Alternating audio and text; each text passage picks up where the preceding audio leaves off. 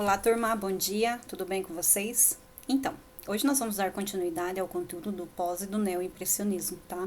Ficou faltando alguns artistas, acredito eu que sejam os artistas principais aí dessa tendência, né, artística, ou melhor, né, todo esse período ao longo dentro da história da arte, tá?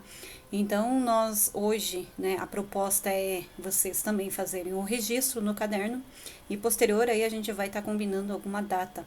Voltar também trabalhando com vocês, que eu senti algumas dificuldades na questão do último trabalho que eu passei, que era uma releitura da obra, né? Até eu não cobrei, porque eu vi que alguns, né, a grande maioria ficaram em dúvida sobre a questão de como formular uma releitura.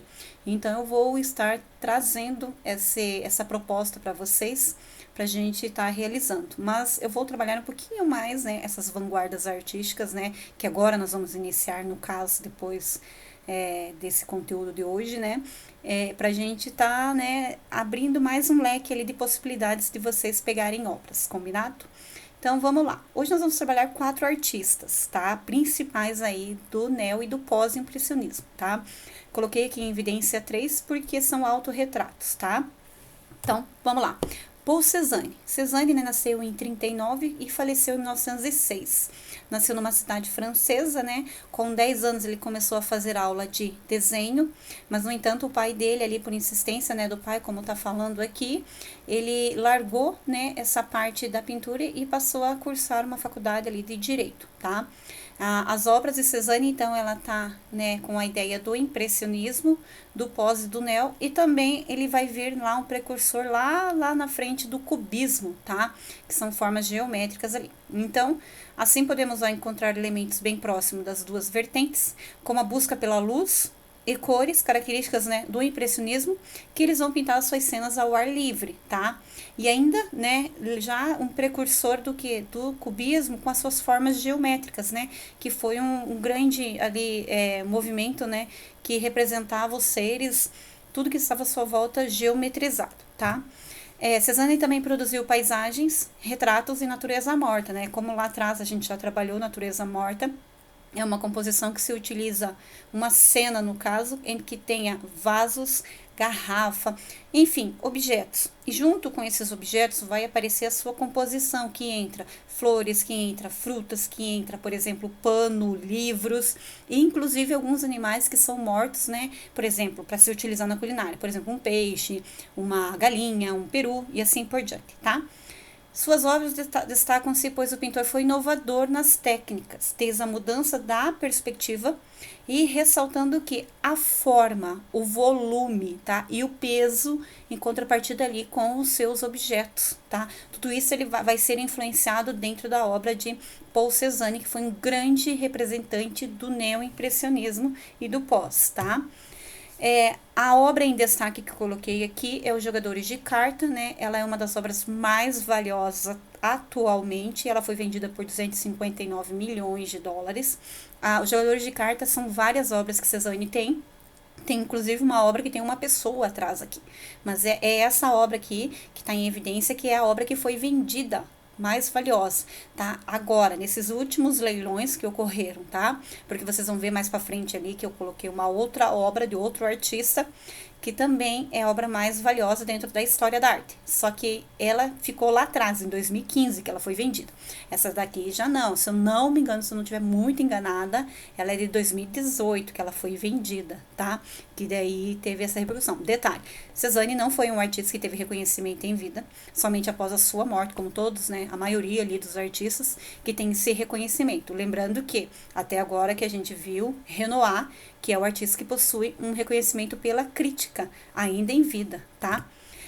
Gauguin. Então, Gauguin, muito amigo de Van Gogh, nós lá pra frente vamos contar a história dele, tá? Junto com o envolvimento dele, junto com Van Gogh, tá? Nasceu em 1848, faleceu em 1903, né? Nasceu em Paris e acabou falecendo na Polinésia Francesa. Influência da cultura e do clima da América do Sul, originária do tempo em que viveu no Peru durante a infância, porque a mãe viajava muito, a mãe era uma jornalista lá da época, uma escritora lá da época, então ela viajava muito, então Gauguin ia junto, óbvio, né? Então ele vai adquirir toda aquela cultura, né? Aquela diversidade ali, né? Dos países que ele passou, então ele vai adquirir isso daí para as obras dele, tá?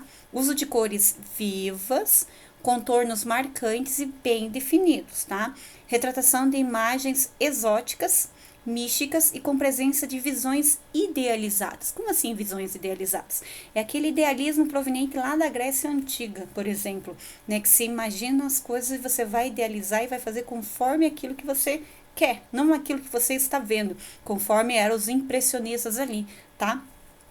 No final de sua carreira, recebeu influência das gravuras japonesas, representação simbólica e alegórica da natureza, como eu disse, né? Essa ideia idealística ali, tá? Visão idealizada, no caso. Então, a obra aqui, Cristo Amarelo, né? A outra aqui do lado, Mulheres no Tahiti, de Tahiti na praia. E essa outra obra aqui, que tem um destaque, como eu disse lá no início para vocês, sobre questão de vendas. Em 2015, ela foi arrematada num leilão por 300 milhões de dólares. Quem comprou essa obra é alguma pessoa lá do Catar, tá? Então, ela é uma das obras mais valiosas vendidas dentro da história da arte. Sem contar com a Mona Lisa, tá? A Mona Lisa não é vendida, já falei para vocês sobre isso. Então, só que a última obra a ser arrematada no leilão foi aquela que eu mostrei de Cézanne. Então, ela não entra, digamos assim, dessas últimas obras vendidas. E sim, ela aí fica na questão de o que foi mais caro, né? Qual obra que foi mais cara vendida de todos esses tempos aí. Então, entra essa obra aqui, que é Quando Te Casarás, tá? De 1892. Outro artista, Toulouse-Lautrec, né? Toulouse-Lautrec, ele tinha um probleminha, uma doença ali. Ele tinha nanismo, ele vem de uma família muito rica, né? Então, ele teve uma morte bem precoce ali, que vocês estão vendo, 1864, 1901. Então, ele, né, por esses problemas que ele tinha, ele sofreu muito, muito durante a vida ali. Se vocês pesquisarem um pouquinho sobre ele, vocês vão ver que foi meio conturbado. Só que ele vem de uma família muito rica, então, né, esse sofrimento ele levava para outras vertentes ali, digamos assim, né?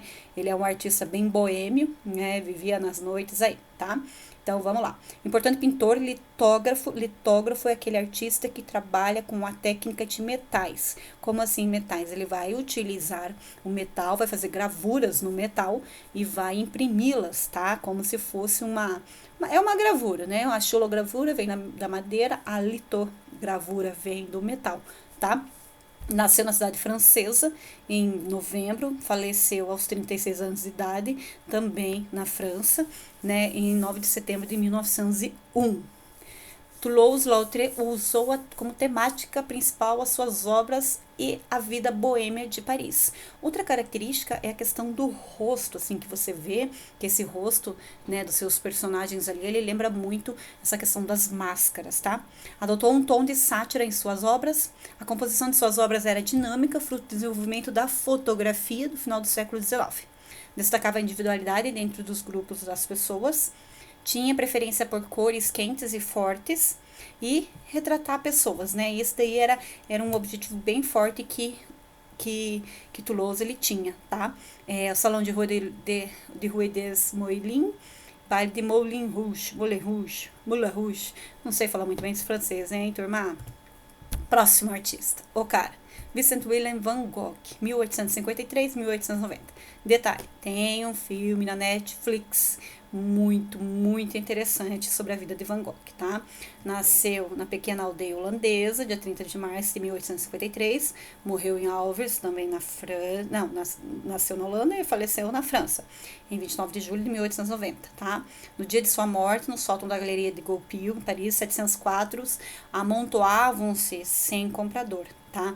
Então, se a gente pegar a história de Van Gogh, é muita coisa, e ela é pautada em quê? Em cima das 750 cartas que ele correspondia tanto com o irmão e com alguns, né, amigos que ele fez nesse período de vida aí, tá?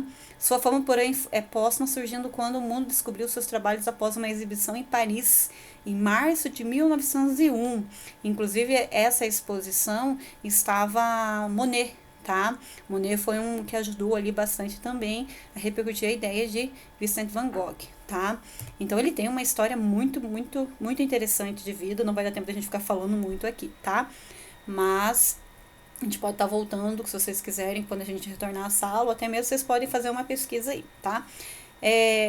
Van Gogh ele utiliza muito o amarelo, então a gente não sabe ao certo. Alguns dizem que seria ali, ó, por exemplo, vamos ver aqui, ó, acompanhava tudo o que se passava dentro da sua mente, cenários do seu cotidiano. Sua loucura era a maneira com que enxergava o mundo que seus olhos geralmente era amarelo.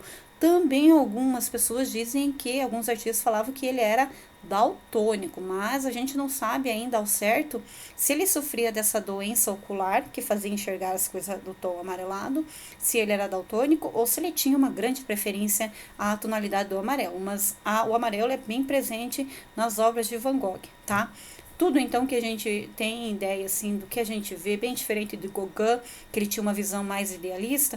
Van Gogh já não, ele registrava aquilo que ele via e aquilo que ele via conforme os seus sentimentos, né? Aqui o Vinhedo Vermelho é a primeira tela e uma única tela que Van Gogh vendeu ainda, né, em vida. Então a única tela que ele vendeu foi essa aqui, o Vinhedo Vermelho, e quem comprou era dono de uma mulher que era dona de uma galeria. Os Comedores de Batata é uma obra em que ele passa, né, lá no início da carreira dele, digamos assim, uma fase dele meio triste, meio sombria, que ele vai se juntar com umas pessoas mais pobres, uma fase mais missionária, digamos assim, né, a fase missionária, né, então ele vai, né, absorver toda aquela coisa que estava ali no momento, aquela pobreza no caso, e vai retratar nas telas dele, tanto com os tons sombrios, né, e com esse rosto de sofrimento aí, tá? Os autorretratos, né, Van Gogh, nossa, é campeão em autorretrato, tem muitos autorretratos, tanto é que ele fez, né, o autorretrato com a orelha mutilada. Como assim a orelha mutilada? Ele cortou o lóbulo, não sabe ao certo se ele enviou para a prostituta ou se ele pegou a orelha, o pedacinho da orelha e enviou para o amigo dele, o Gauguin, mas sabe sim que ele teve uma briga com o Gauguin, que era o único, né, únicas pessoas que ele tinha uma amizade. Posterior a isso, ele vai lá e faz um autorretrato com a orelha enfaixada, né, dizendo que, ali, colocando o seu problema ali que ele tinha feito, tudo, né, fazendo parte dessa cabeça mirabolante que ele tinha, né. Ficou internado, o irmão, depois desse episódio, internou ele, né, bem preocupado, onde ele passou 2 meses internado, e lá ele vai fazer, né, vai produzir intensamente, vai chegar a produzir uma tela por dia, tá? A Noite Estrelada, ela vem depois dessa noite sobre o Rodano, né? Ródano, no caso. Depois vem A Noite Estrelada, que ele levou 3 noites para pintar, né? A loucura, né, se passa pela movimentação desse céu e a calmaria da aldeia ali, da comuna francesa. Alguns, né, astrólogos e tal, eles vão dizer que é a perfeita visualização e a memória fotográfica que Van Gogh tinha, porque ele realiza não olhando, digamos assim, observando o céu, e sim ele realiza dentro do quarto do hospício, né, que ele vai realizar essa pintura aí, tá? Esse aqui é o Trigal com Corvos, diga-se de passagem que seria uma das últimas obras a ser produzidas por Van Gogh, tá? Ele pintou essa obra ainda, né, quando ele estava internado. Ele saiu, na verdade, deu uma confusão aqui, ele saiu e ele voltou para casa e ele estava produzindo intensamente. E essa obra aqui, dizem que ele, né, foi até o campo de trigo, avistou o campo e tal, fez a pintura, voltou, e no que ele estava lá nesse campo com trigo, supõe-se que ele deu o tiro, né, atentando-se contra a sua própria morte aí, tá? Mas ninguém sabe ao certo, então tem várias outras obras ali que, diga-se de passagem, que poderia ser a última obra de Van Gogh, tá? Mas, turma, seria isso hoje, para não me alongar muito, e qualquer dúvida estou à disposição de vocês, beleza? Beijos!